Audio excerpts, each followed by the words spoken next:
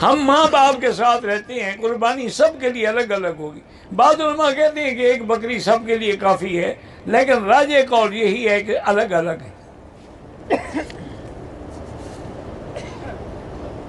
England में शिया लोग जो हैं वो खुलेआम सहाबा को गालियाँ देते हैं। बहरहाल इसका इलाज यही है, क्योंकि आप कुछ कर नहीं सकते हैं तो उनसे दूर रहें, उनके साथ ताल्लुक़ न रखें, उनके साथ उठना बैठना न रखें, उनसे किसी रिश्तेदारी का ताल्लुक़ न रखें, गमी खुशी में शरीक न हों। मगरिब के बाद 4 रकात जो है उसके पढ़ने से उम्रे का सवाब मिलता है।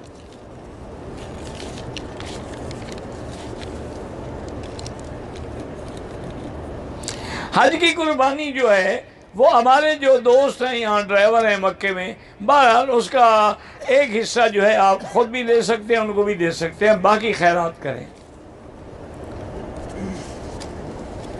मियाँ बीवी के मिलने के बाद फ़ौरन गुस्ल करें, अफजल यही है, लेकिन बाद में भी कर सकते हैं।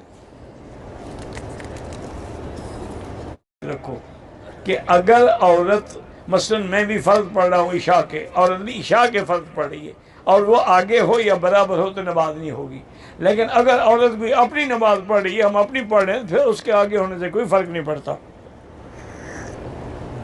एक ही नमाज दोनों पढ़ रहे हैं और वो आगे ना हो, और मुहादात पे भी ना। बाकी अम्मा के नज़दीक गुंजाइश है, वो कहते हैं कि अगर आगे है मजबूरन आ गई क्या करेगा, क्योंकि अगर अब निकल मसलन तवाफ में से निकले कहाँ जाए, हल ही कोई नहीं ना, तो इसलिए उसको तो मजबूरन वहीं रहना है, तो इसलिए वो कहते हैं नमाज हो जाती।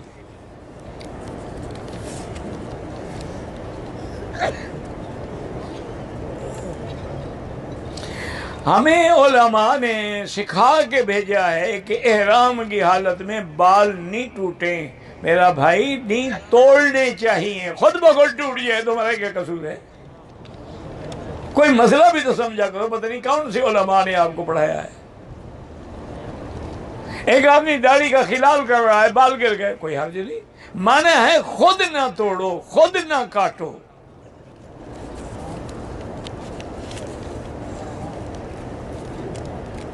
तवाब लगातार कितना कर सकते हैं, चाहे 100 करो, लेकिन हर तवाब ख़त्म करके फिर हजर अस्वद पे आगे इस्तकबाल भी होगा, इस्तलाम भी होगा, फिर दूसरा तवाब शुरू होगा।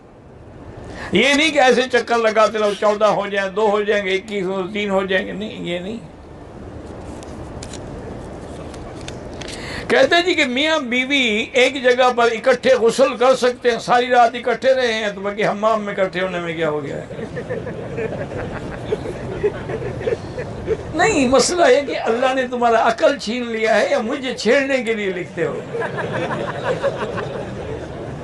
क्यों नहीं नहा सकते? बीबी आयशा हजूर इकट्ठे बैठ के नहाते थे, पानी का बर्तन भी एक होता था।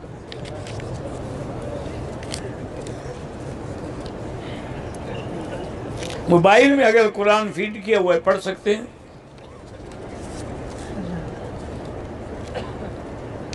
मेरी बीवी को बीमारी की वजह से लेडी डॉक्टर ने कहा है कि अब आइंदा बच्चे पैदा ना करो।